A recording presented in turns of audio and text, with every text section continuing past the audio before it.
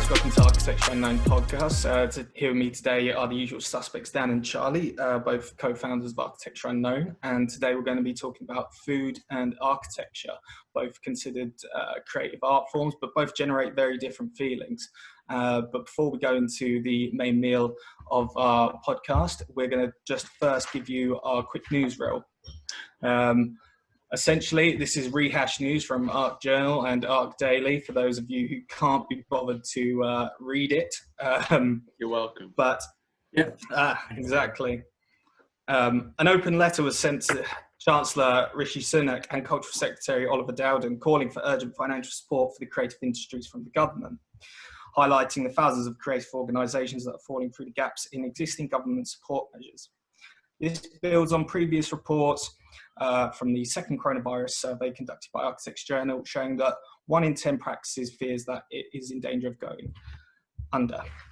Also, only 1 in 10? Yeah. Only 1 in 10, John? I thought it would be a lot higher, to be honest.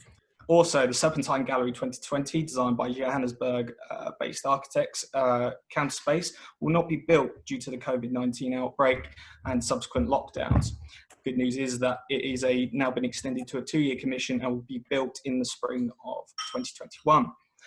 And in other news, Zaha Hadid held to ransom by a cyber attacker. The practice was attacked by ransomware, a type of malicious software, which remotely accessed the computer at its London office location earlier this month. Anyone else like to add to the news? Yeah, I suppose for me this week I saw some really I thought it was a really good discussion kind of happening online, but it was started in Milan with the city of Milan doing their open streets plan. They've obviously started to realise that there's no cars on the streets, and we actually got a really good opportunity to, maybe enact this going forward and not let the cars back on the streets again, or to at least it gives us a chance to kind of explore different options. I thought was really cool.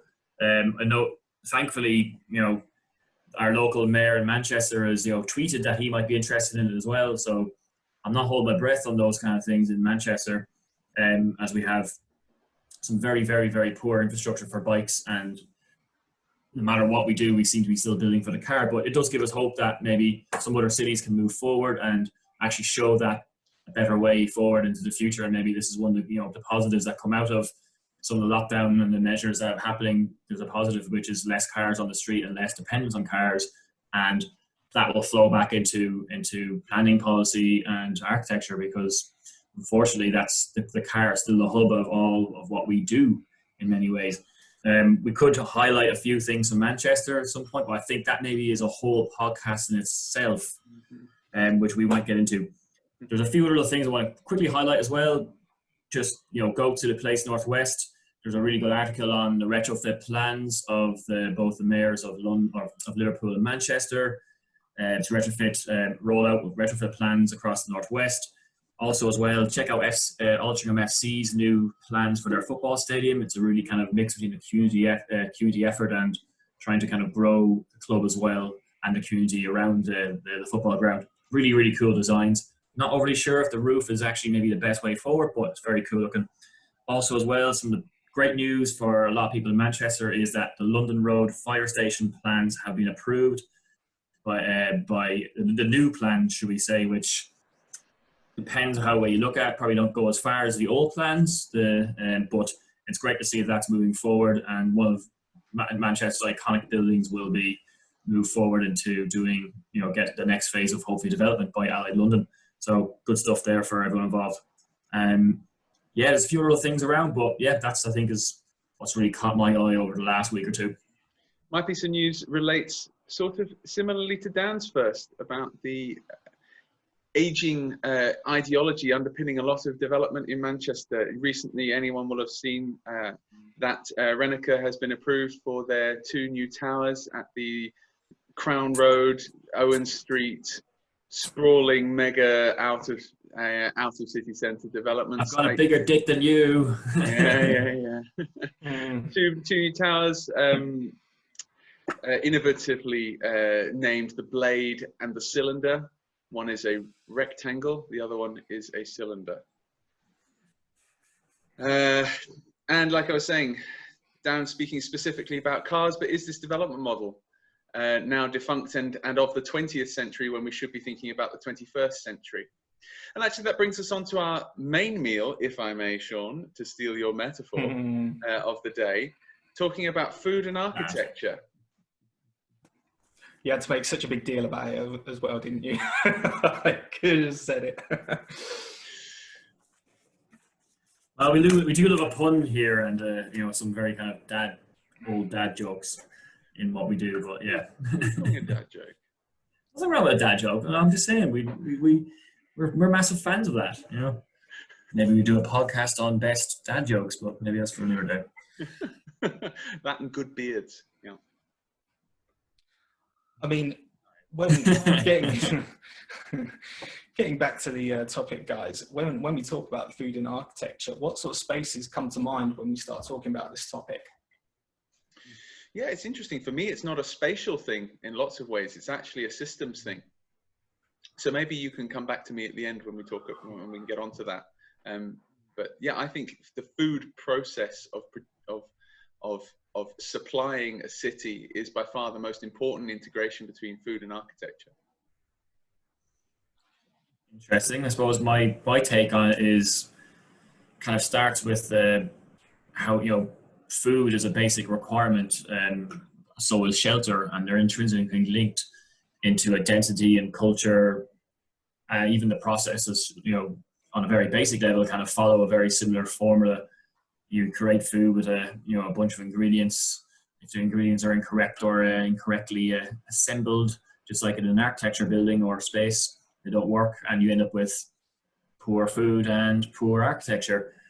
I suppose for me, though, that's obviously, you know, we can talk about that for ages, and, you know, it's a pretty kind of obvious analogy, but I think one of the strongest things for me is the similarities we explore on the other side of the creativity side, where you can just, you know, one of the joys of getting food is getting random things together, thinking about it in the creative ways and creating something wonderfully new or wonderfully different. And it's very similar in architecture. I don't particularly like going down formulaic routes. I don't use recipes, both in making my food or in architecture in a sense, but I try and base the knowledge and the background knowledge, I suppose. So I don't just add, you know, random things completely together. But there's also a kind of intrinsically kind of freedom of expression in both those elements of creating of those, and creating something new is a wonderful kind of way of expression as well. But there's also identity and culture around food. You know, I think food as well, we've become more woke to food, to good food and the benefits of it. I suppose a good question I want to ask you guys is, what do you think about, are we woke enough in architecture, and do we need to be more woke to architecture? As a general people, I don't mean just as a profession, but, you know, people are surrounded by architecture every single day of the week, and this is there with food, but do we need to be more woke to those effects and of bad architecture and what, you know, and good architecture and good space and good creation of space is, just in the way of, you know, we're understanding, you know, good food. Do you want to take that one, Sean? I mean, the idea of food for me has changed. Food used to be, like architecture, a big part of territorial identity. We've spoken previously about the idea of the vernacular house and how it's built on local knowledge and materials. And however, in the 21st century, with Western societies all adapting new technologies, you know, the installation of microwaves and utilities that make it easier in general to cook, people are spending less and less time in the kitchen. And it's, I mean, for me, kitchen is now just becoming a fancy storage space. Whereas if we look back, times like ancient Greece, the kitchen space was kind of the heart of the home. And that was all built around the goddess Hestia, who was literally the goddess of domestication, home, shelter, family, and architecture. And literally the idea was that the kitchen, everything was built around the center of the kitchen on top of the hearth, which is like the bottom of the cooking space. Sean, do you not think that that's actually I would actually disagree with you now, and think that mentality is completely changed and actually growing around the architect. You know, if you look at, you know, 90% of house extensions in what we do or what around, or even anywhere online, is it's about growing that kitchen space and growing that heart around the table that people are now kind of returning to. You know, the days of us sitting in front of a TV and eating dinner are, you know, from like the 80s and 90s is actually, I think that's changing again. And the involvement around food, and like I was saying, people are being more woke about the processes of food and cooking, and I think it's becoming way, way more important in people's lives. I think, and I personally. Well, exactly. Well, as you know, Dan, things go around in cycles, and it went for a long cycle of moving away from that philosophy, and it came back with some Frank Lloyd Wright's earliest architects pieces. And as you say, in most forms of architecture, such as your open plan extension, this looks at a return between putting the kitchen into an open plan space and unifying all those spaces rather than being to the side. The problem is now is that it's not quite got the same perception with your open plan extensions. Kitchens are more decorative. They're just kind of to show off to your guests as they come in. I really don't agree, Sean. I'll be honest. I don't think so. I think for anyone I've ever dealt with, the kitchen is the most important part, and because they spend all their time in the kitchen, and it's very the art of cooking is growing, and the involvement of cooking in your daily life is growing, I think, in the vast majority of my experiences anyway. So I don't know, that's from my side of things maybe, but yeah. It's all subjective. I mean, I spend very little time in the kitchen, to be honest, but I imagine with a family home you would spend a greater amount of time in there. But because, as I said, things are a lot easier to produce meals, etc., people spend a lot less time in there, and it's more dedicated to the living and dining room space in comparison to back when I was speaking about. Maybe, yeah. I don't know. I think for me, that's where I think the growth has really happened in the last 10, 15 years. And I suppose it goes back to what I'm saying about, are we woke to architecture enough? You know, we are woke, we're waking up to food and waking up to the enjoyment of food. It's definitely a more European thing, and I think that's kind of coming as going back to what I was saying about culture and identity. A lot of cultures, their identity is intertwined with their food, but also their food making, and how they prepare food. You know, a simple one is the tandoor in India. You know, it's part of the structure. It's part of a process. It's, you know, you make your food that way. But I think for me, I think that's growing here. But maybe, as you're saying, Sean, you're right. Maybe people aren't enough woke to the influences of good architecture and that link between that, you know, that with food and architecture, and how that is all, you know, intertwined, like you were saying. If I may try and use one of the positions, I was thinking that, you know, the whole question of whether architecture and food are woke enough is actually quite a class-based question. And I think that, Dan, you're right, that, you know, in the middle and upper classes, the idea of healthy eating, healthy living, you know, being all those trend fads that we see all the time on Goop and etc., are a big part of everyday life. But that sort of palette, that taste palette for that type of living doesn't extend universally, and it's actually it's quite geographically segregated in terms of how that is applied across the country. And I think it actually goes for architecture as well. You know, there is junk food, obviously, but it's known that poverty is an indicator of junk food consumption, and the same is true of architecture. Poor communities often get very poor architecture, and you get junk architecture where people can't afford to fight back against what you know, using privilege to get a better area. And I think that the problem is that in the background of architecture, there's a massive lack of diversity that actually food could teach us something about. You know, one of the great British food cultures is a massive diversity. But in the back of house of architecture, that diversity doesn't exist. And so we see a lot of architecture as a result, I think, a lot more than in food. Well, I can interrupt you in that. I think that part of, even though you're saying that's very true about the imperialism has brought a massive diversity, but at the same time, it is also then, at the same time, kind of eroded our identity and culture interlinked with food. So we don't probably care as much about it and the processes that go with it as, say, some other cultures do. You know, a lot of other, you know, there's cultures out there would spend hours prepping the food, and it becomes a really kind of important thing where, you know, creating that curry, but then we've kind of embraced just the curry part of it, you know what I mean? And we've kind of lost the cultural bits and the significant bits that were part of all that. And that included in the architecture and how you moved around the house and create those things, or create the dinners and the setups in the kitchen with people sitting beside, and embracing all that goes with it. And we've just taken the bits at the end and used that. I think with the growing acceptance of culture that we've kind of lost parts of our identity, especially in relation to food. And now if you look in your kitchen, you've got ingredients from multiple different sources that could all make multiple different meals, whereas before that option wasn't available. You made the meals based on what was local. And I think, if anything, the identity has, well, we saw with food that the idea of the food space extended out into restaurants, bistros and cafes. And I think that a lot of the identity is now getting pushed into these kind of spaces, and it's being lost in the domestic kitchen space.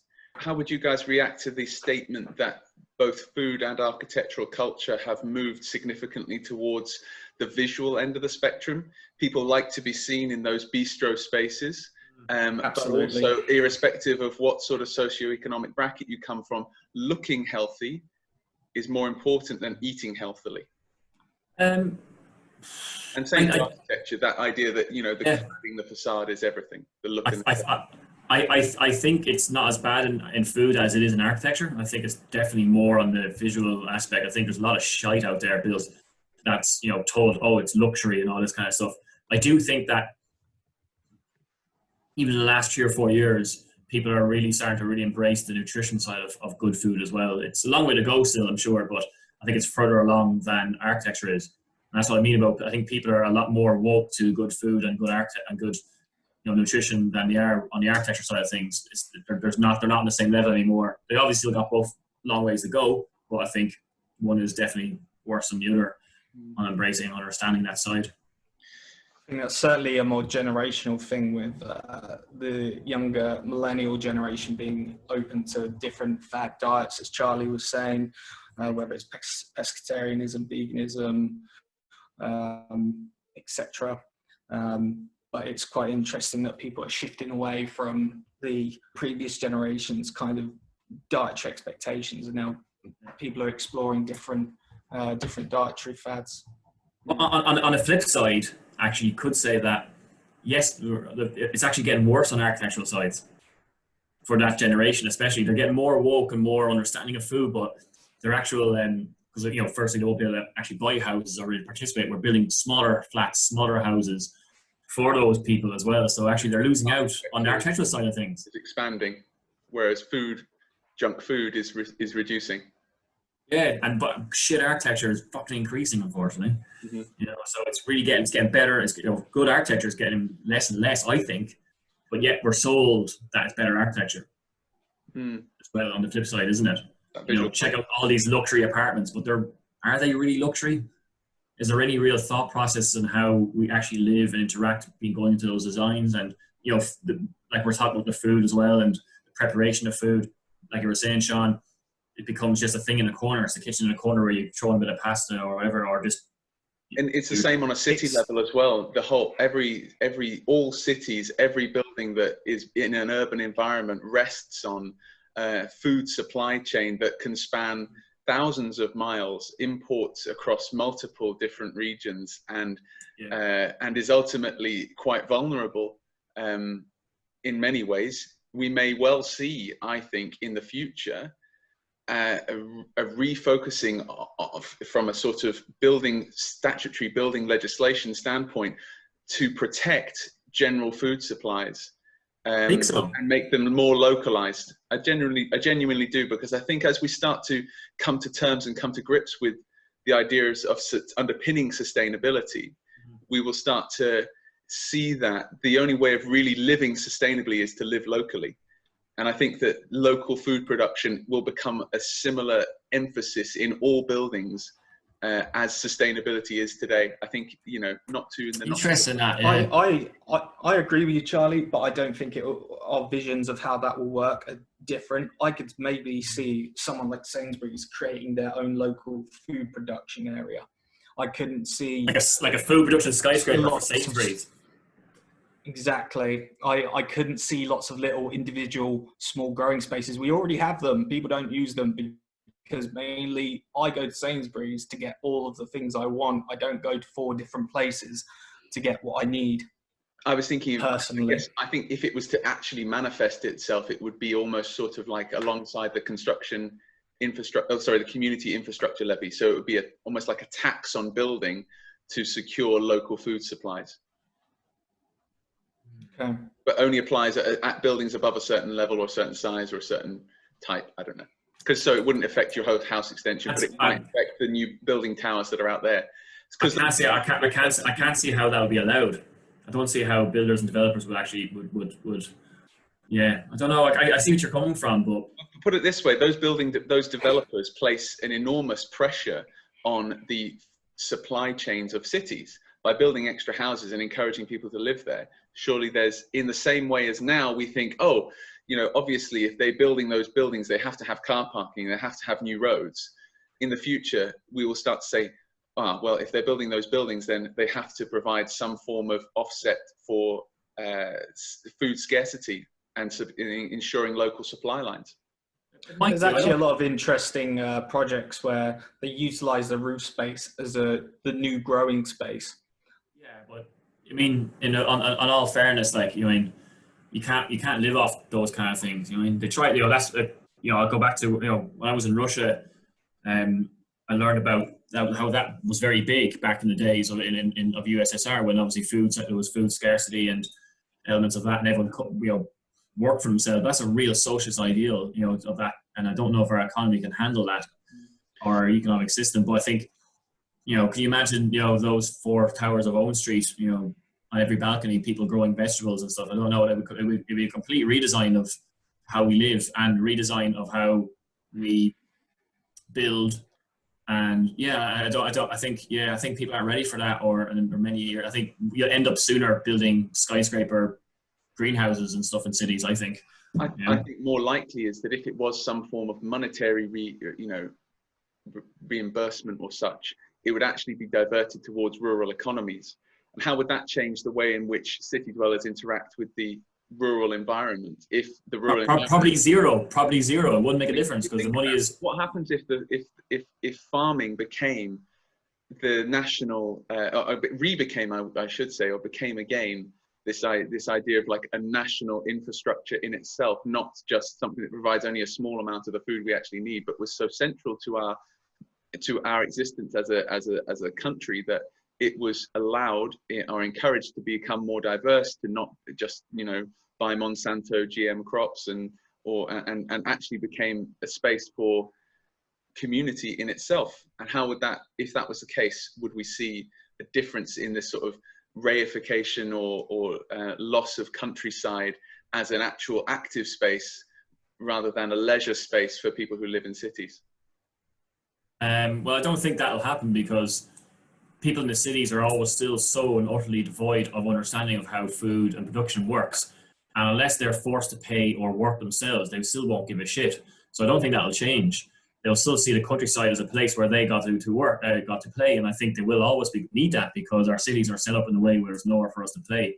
So I think it's important for that to stay the same. But I think what you'll find is the way things will go is just, it'll be more Monsanto and more hyper intensity of agriculture to feed people. I do think there is an element of what Sean was saying about Sainsbury's and those kind of big companies moving to where they erect massive grow houses to feed people, because I think that's the way they will go for vegetables and fruit and stuff like that.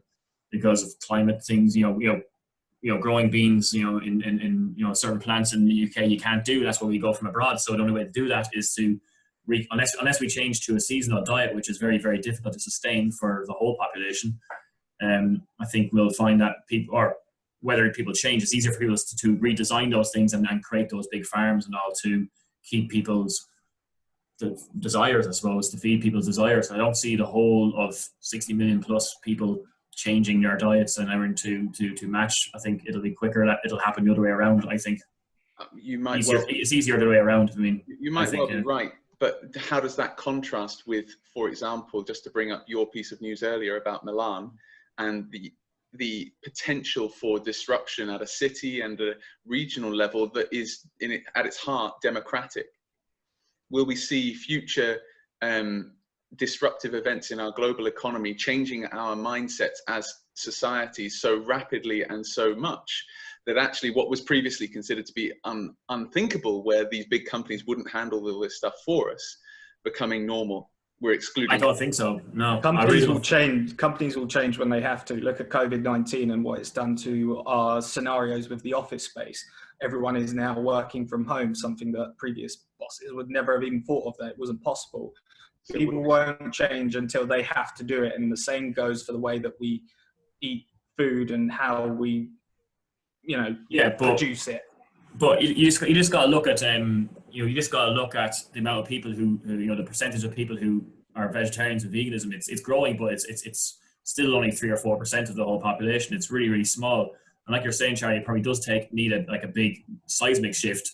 But I think that's really difficult because people, you look over over history of man, we don't change quickly no matter what happens, and we change incrementally, and no matter how big important things happen, So we got to be aware that sometimes it's easier, and part of the reason why we change slowly is because it's easier for a company to go, right, we're just going to switch that and change that, and then force change on a smaller group of people, which has then a bigger effect. It's really hard to get everyone to change that way in one go. It's easier for certain things to change, and then they affect that change that way. So I think for me, I think the status quo will always it'll change over time, but it won't flip. And I think it's easier for companies to go, right, well, we'll just produce create a big massive warehouse, like say, for example, the Hut Group have out on, or Amazon out there, and produce stuff there, and then start distributing it in on different supply, and the supply chain and those links. That's what will be interesting and will change. I think where you'll see the change, and it'll come that way. Mm-hmm. That's what I think. Food used to be this very special event, and it's now becoming something that's more of a habit. And relating this back to the architecture and what Dan mentioned earlier, food is basically becoming the background to what we do every day, is the same as the architecture is around us.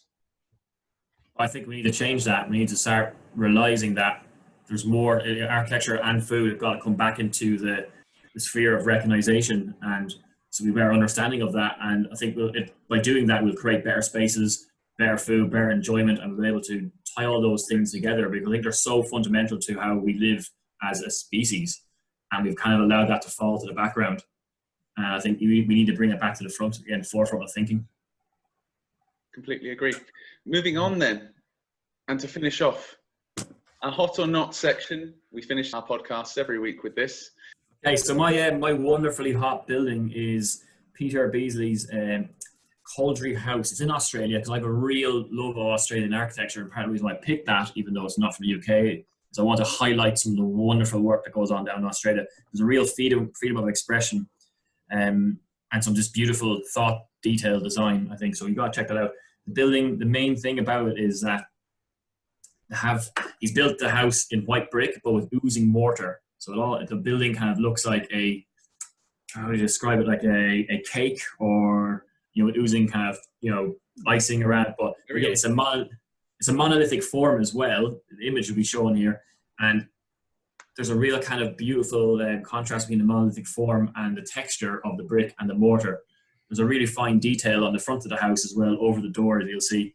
And I think it's really quite beautiful.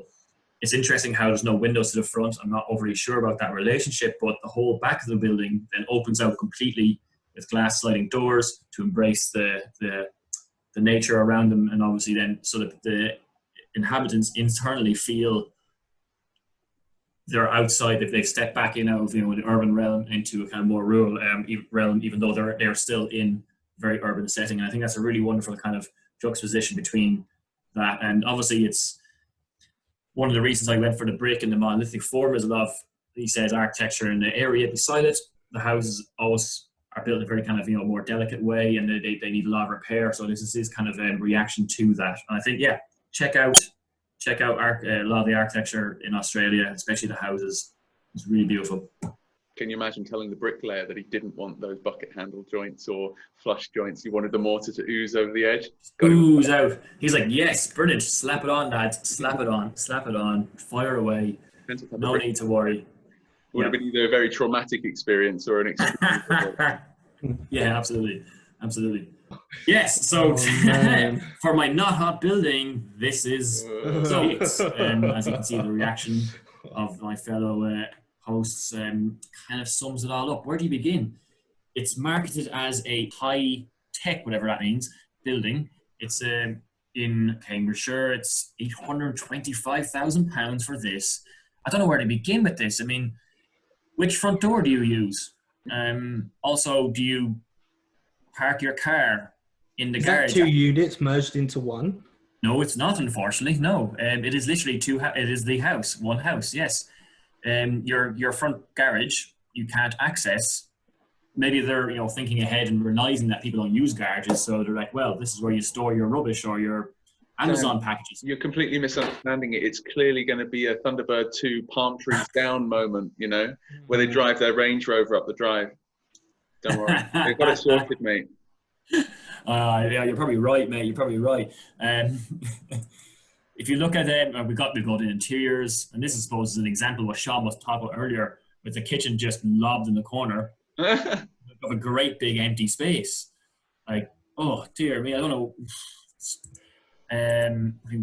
Look at all these wonderful. This is the hall. Why would you have your sockets on the wall halfway up?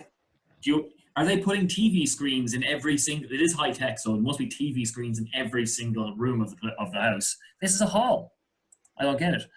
Or no, sorry, this is actually a side room. But yeah, Love it. Love the stairs. You carpet on the stairs, but nowhere else in the ground floor. Yeah, wonderful. These high windows, narrow bedrooms with sockets everywhere. Yeah, it's just. And you get to see the lovely old golf course. That was originally a golf course, which will probably now be further development further down the line to ruin your view. Look at that monstrosity. Look at it. Can they use that as target practice? Smash the windows. Yeah. I love some of the features, peaceful rural setting, stunning contemporary design, huge kitchen family room, unique interiors. Oh, there's literally nothing in them. No, nothing unique about them. There's just white boxes with grey carpet. Yeah. So I mean, I feel sorry for the person who drives home every morning and tries to park their car on their flower pots, and you got to come home to that, and after knowing you spent nearly £1 million by the time you furnished it on that. I feel sorry for the estate agents that have had to try and blag some words to describe it. Yeah, I guess bland, it doesn't really sell. No. Oh, brilliant. Unique indeed.